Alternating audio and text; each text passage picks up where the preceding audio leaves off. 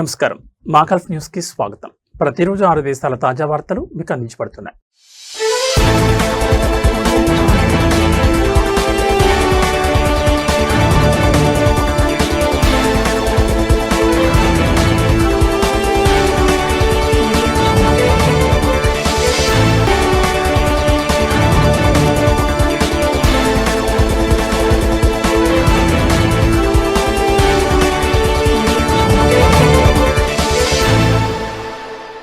భారత్ నుంచి గృహ సహాయకురాల్ని యూఏఈకి తీసుకురావాలనుకునే యజమానులు పలు చట్టపరమైన వీసా సంబంధిత నిబంధనలను పాటించాల్సి ఉంటుంది.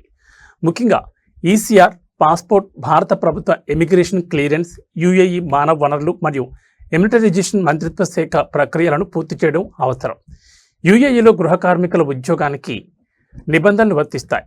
ఈ చట్టం ప్రకారం యజమాని గృహ కార్మికుడికి తగిన వసతి, అవసరమైన సౌకర్యాలు, ఆహారం, దుస్తులు, సమయానికి జీతం, వైద్య సంరక్షణ అందించడంతో పాటు కార్మికుడిని గౌరవంగా, మర్యాదగా చూడాలి. అవసరమైన సందర్భంలో స్వదేశానికి తిరిగి పంపించే ఖర్చులను కూడా యజమాని భరించాలి. భారత్ నుంచి గృహ కార్మికుడిని నియమించుకోవాలనుకునే యూఏఈ నివాసి మొదట భారత ప్రభుత్వ ఈ ఇమిగ్రేషన్ పోర్టల్లో నమోదు చేసుకోవాలి. యజమాని ప్రతిపాదిత గృహ కార్మికుడికి సంబంధించిన వివరాలు, అవసరమైన పత్రాలను సమర్పించడంతో పాటు భారత కాన్సులేట్కు సమర్పించాల్సిన అభ్యర్థనను కూడా పోర్టల్లో నమోదు చేయాల్సి ఉంటుంది. నమోదు పూర్తయిన తర్వాత రిజిస్టర్డ్ ఈమెయిల్కు లాగిన్ వివరాలు అందుతాయి. ఇమిగ్రేట్లో నమోదు పూర్తయిన అనంతరం దుబాయ్లోని భారత కాన్సులేట్ జనరల్ లేదా కాన్సులేట్ నియమించిన సేవా కేంద్రం ద్వారా యజమాని పత్రాలను ధృవీకరించాల్సి ఉంటుంది. ప్రతిపాదిత గృహ కార్మికుడు తనకు బంధువు కాదని నిర్ధారించి అఫిడవిట్ను యజమాని సమర్పించి దాన్ని కాన్సులేట్ ద్వారా అటెస్ట్ చేయాల్సి రావచ్చు.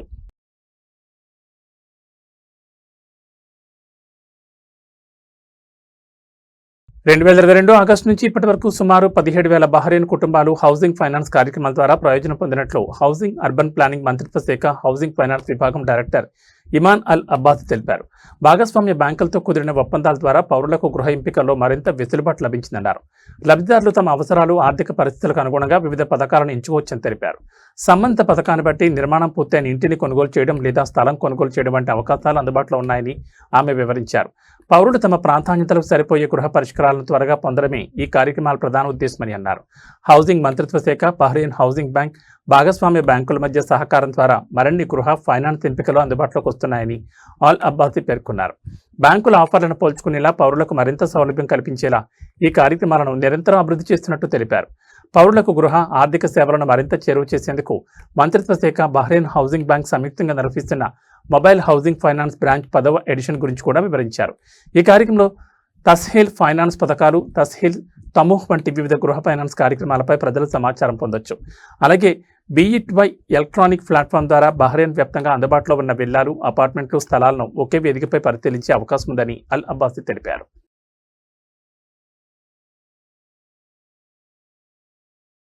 ఒమన్లో 2025లో నమోదైన నేరాల్లో ఆస్తి సంబంధిత నేరాలే అత్యధికంగా ఉన్నట్లు national centre for statistics and information తాజా గణాంకాలు వెల్లడించాయి. 2025లో దేశవ్యాప్తంగా సుమారు 21,000 నేరాలు నమోదయ్యాయి. 2024తో పోలిస్తే ఇది 14.8% పెరుగుదల ఉంది. మొత్తం నేరాలు, ఆస్తి సంబంధిత నేరాలు దాదాపు 13,000గా, మొత్తం కేసుల్లో 62.3% వాటాతో మొదటి స్థానంలో నిలిచాయి. ఈ విభాగంలో ఏడాదిలో 33% పెరుగుదల నమోదైంది. ఇక వ్యక్తులపై జరిగిన నేరాలు 28.8%తో రెండవ స్థానంలో ఉన్నాయి. ప్రజా పరిపాలన, ప్రజా విశ్వాసానికి సంబంధించిన నేరాలు 3.5%, మద్యం వినియోగం, బహిరంగ మద్దతుకు సంబంధించిన ఉల్లంఘన నేరాలు 2.8%, నైతిక నేరాలు 2.1%గా నమోదయ్యాయి. 2025లో రోజుకు సగటున 58 నేరాలు నమోదయ్యాయి. 2024లో ఈ సంఖ్య రోజుకి 50గా ఉంది. జనాభాలో ప్రతి 1000 మందికి 3.9 నేరాల రేటు నమోదైంది. గవర్నర్ రేట్ల వారీగా చూస్తే మస్కట్లో అత్యధికంగా 8,916 నేరాలు నమోదయ్యాయి. ఇది దేశవ్యాప్తంగా నమోదైన మొత్తం కేసులో 42% సమానం. అక్కడ ప్రతి 1000 మందికి 5.8 నేరాల రేటు నమోదైంది. నార్త్ అల్ బతీనా 3,002 కేసులతో, సౌత్ అల్ బతీనా 1,985 కేసులతో, దోఫార్ 1,827 కేసులతో తర్వాతి స్థానాల్లో ఉన్నాయి. అత్యల్పంగా అల్బుస్తాలో 120 నేరాలు నమోదయ్యాయి. 2025లో నేరాలకు సంబంధించి అరెస్ట్ అయిన లేదా అభియోగాలు ఎదుర్కొన్న వారి సంఖ్య 26,847కు చేరింది. 2024లో 24,341గా ఉన్న ఈ సంఖ్య 10% పెరిగింది. వారిలో పురుషులు 22,869 మంది కాగా మహిళలు 3,978 మంది ఉన్నారు. 18 నుంచి 59 ఏళ్ల మధ్య వయసున్న వారే అత్యధికంగా ఉన్నారు. ఈ వయసు పరిధిలో 25,524 మంది నమోదయ్యారు. ముఖ్యంగా 30 నుంచి 39 ఏళ్ల వయసు వారు 9,647 మందితో అతిపెద్ద వర్గంగా నిలిచారు. 18 ఏళ్ల లోపు బాల నేరస్తులు 751 మంది ఉన్నారు. బాధితుల సంఖ్య కూడా పెరుగుదల. 2025లో నేరాల కారణంగా ప్రభావితమైన వ్యక్తులు, సంస్థల సంఖ్య 21,900కు చేరింది. 2004తో పోలిస్తే ఇది 14.6% ఎక్కువ. బాధితుల్లో వ్యక్తులు 17,371 మంది ఉన్నారు. వారిలో సుమారు 70% మంది పురుషులే. వ్యక్తిగత బాధితుల సంఖ్య ఏడాదిలో 32% పెరిగింది. అయితే ప్రజా హక్కులకు సంబంధించిన కేసులు 52.2% తగ్గి 1,543కు చేరాయి. ప్రజా సంస్థల రక్షణ, సాధారణ ఉల్లంఘనల నివారణకు చేపట్టిన నియంత్రణ, ముందస్తు చర్యల కారణంగా ఈ తగ్గుదల నమోదైనట్లు గణాంకాలు సూచిస్తున్నాయి.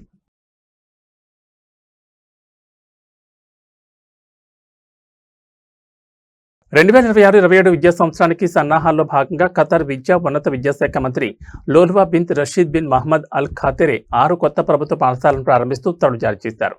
కొత్తగా అల్ సఖామాలో Qatar science and technology preparatory and secondary school boys, Rawdat Al హమామాలో Qatar science and technology secondary schools, Ain Khalid secondary schools, Doha preparatory school, Al Dhakira primary school boys, Muaither primary school boys స్కూళ్లను ప్రారంభించనున్నారు. అలాగే 17 మంది ప్రిన్సిపాల్ను కొత్తగా నియమించడంతో పాటు మరో 17 మంది ప్రిన్సిపాల్స్ను బదిలీ చేస్తూ ఉత్తర్వులు జారీ చేశారు. కొత్త విద్యా సంవత్సరం ప్రారంభానికి ప్రభుత్వ పాఠశాలను మరింత సన్నద్ధం చేయడం, పాఠశాలల పరిపాలనా సామర్థ్యాన్ని పెంచడం, విద్యా వ్యవస్థను అభివృద్ధి చేయడం లక్ష్యంగా ఈ నిర్ణయం తీసుకున్నట్లు విద్యాశాఖ తెలిపింది.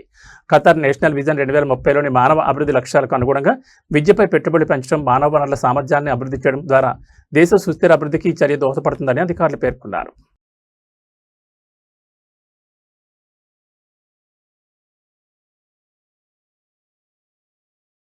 సౌదీ అరేబియాలో అక్రమంగా నివసిస్తున్న వారిపై అధికారులు చేపట్టిన తనిఖీల్లో వారం రోజుల్లో 14,260 మంది ఉల్లంఘనదారులను అరెస్ట్ చేసినట్లు అంతర్గత వ్యవహారాల మంత్రిత్వ శాఖ వెల్లడించింది. ఆగస్టు 13 నుంచి 19 వరకు భద్రతా బలగాలు, సంబంధిత ప్రభుత్వ సంస్థలతో కలిసి నిర్వహించిన సంయుక్త తనిఖీల్లో ఈ అరెస్టులు జరిగాయి. అరెస్టైన వారిలో 6,900 మంది నివాస చట్టాన్ని, 3,982 మంది సరిహద్దు భద్రతా చట్టాన్ని, 3,378 మంది కార్మిక చట్టాన్ని ఉల్లంఘించిన వారు ఉన్నారు. ఇక 13,724 మంది అక్రమ నివాసులను దేశం నుంచి బహిష్కరించారు. మరో 18,808 మందిని ప్రయాణ పత్రాల కోసం వారి దౌత్య కార్యాలయాలకు, 5,386 మందిని ప్రయాణ రిజర్వేషన్ల ప్రక్రియ పూర్తి చేసేందుకు సంబంధిత విభాగాలకు అప్పగించినట్లు తెలిపారు. సౌదీలోకి అక్రమంగా ప్రవేశించేందుకు ప్రయత్నించిన 1,524 మందిని అధికారులు అరెస్ట్ చేశారు. వీరిలో 36% యెమెన్ జాతీయులు, 63% ఇథియోపియా జాతీయులు కాగా మిగిలిన 1% ఇతర దేశాలకు చెందినవారు. అలాగే సౌదీ నుంచి అక్రమంగా బయటకు వెళ్లేందుకు ప్రయత్నించిన 38 మందిని కూడా అరెస్ట్ చేశారు. అక్రమ నివాసితులకు రవాణా, ఆశ్రయం లేదా ఉద్యోగాలు కల్పించిన ఆరోపణలపై 24 మందిని అదుపులో తీసుకున్నారు. ప్రస్తుతం మొత్తం 31,922 మంది విదేశీయులపై చట్టపరమైన చర్యలు అమలు చేసే ప్రక్రియ కొనసాగుతోంది. వీరిలో 29,961 మంది పురుషులు, 1,961 మంది మహిళలు ఉన్నారు.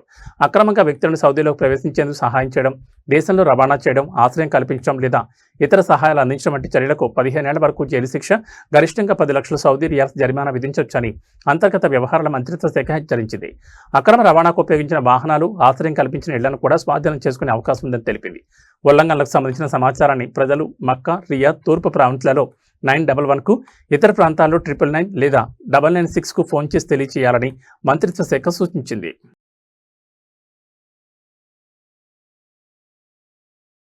విదేశాలకు వెళ్లే ప్రయాణికులకు మరింత సౌకర్యం కల్పించే ఉద్దేశంతో భారత విమానాశ్రయాల్లో ఇమిగ్రేషన్ క్లియరెన్స్ సమయంలో బోర్డింగ్ పాస్పై ఫిజికల్ స్టాంపింగ్ను సెప్టెంబర్ 1 నుంచి నిలిపివేయనున్నారు.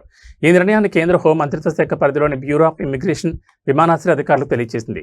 ఇప్పటివరకు అమల్లో ఉన్న బోర్డింగ్ పాస్ స్టాంపింగ్ విధానం ప్రయాణికులకు అసౌకర్యంగా మారుతోందన్న నేపథ్యంలో ఈ మార్పు చేసినట్లు అధికారులు తెలిపారు. అయితే ఎలక్ట్రానిక్ ప్రింటెడ్ బోర్డింగ్ పాస్లు 2 ఇమిగ్రేషన్ కౌంటర్లలో చెల్లుబాటు అవుతాయి. ప్రయాణికులు తమ స్మార్ట్ ఫోన్లోని ఈ బోర్డింగ్ పాస్ను చూపించి ఇమిగ్రేషన్ క్లియరెన్స్ పొందొచ్చు. ప్రింటెడ్ బోర్డింగ్ పాస్ ఉన్న వారికి అదే విధానం కొనసాగుతుంది. బోర్డింగ్ పాస్పై స్టాంప్ వేయాల్సిన అవసరం లేకపోవడంతో విమానాశ్రయాల్లో ఇమిగ్రేషన్ ప్రక్రియ మరింత వేగంగా, సులభంగా పూర్తయ్యే అవకాశం ఉందని అధికారులు భావిస్తున్నారు.